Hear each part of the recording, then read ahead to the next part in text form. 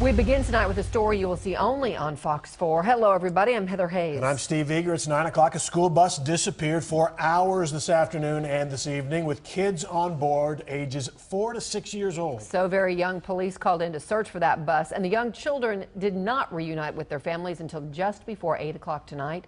Fox 4's Deanna Zoga was there when loved ones saw their children. Deanna, live tonight in East Oak Cliff. Tell us what happened. Well, you know, these parents, guys, did not know where their kids were for 3 hours and 40 minutes this afternoon. The kids go to a charter school in Redbird and get dropped off every day at 402 at J.N. Irving Elementary School. But today, the parents showed up to pick up their kids, but the bus did not. Somebody's child has a cell phone, and they just called me, and my baby was in the background crying. So all I could do was try to calm her down. So the parents said they tried calling the school, but the office was closed when they did reach out to school administration. They called the Durham Bus Company. The parents tell us initially a dispatcher said the driver missed the stop. Then they heard that he was lost. Then he was broken down. But the parents say that no one could tell them where their kids were.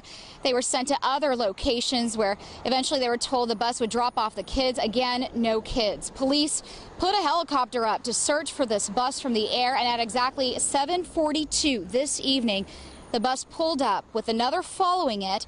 We counted 8 kids who got off and ran to their anxious parents. He was there the whole time. Then once we got to the place, they stopped. What place? Where the boat broke down?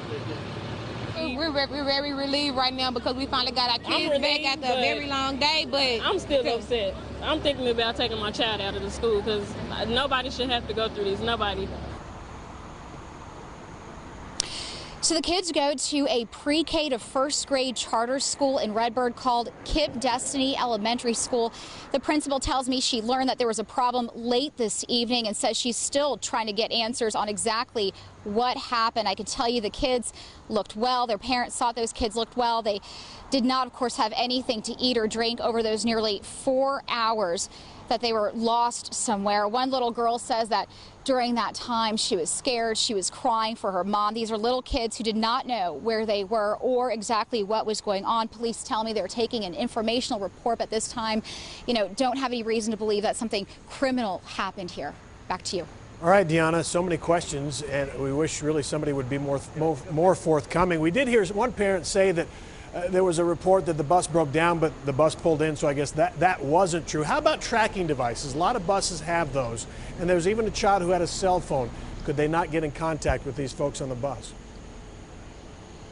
Right, all good questions. And you know, one of the reports was that the bus broke down, but it's not clear if somehow they got it running again. So we still don't know what's true and what's false here. I did make an attempt to call Durham Bus Company, but just wasn't able to reach anybody this late in the evening. So hopefully we'll have some answers on that tomorrow. As far as tracking devices, I did ask about that as well. Don't know if the bus had that. A parent mentioned that one of the little kids had a cell phone, but of course that little kid wasn't able to communicate. Again, these are 4, 5, and 6-year-olds, wasn't able to communicate where they were to tell the parents where to come pick them up. So a lot of confusion, and we don't know if anyone was able to reach the bus driver, if anyone talked to the bus driver to find out what's going on. Some parents believe that that bus driver was new.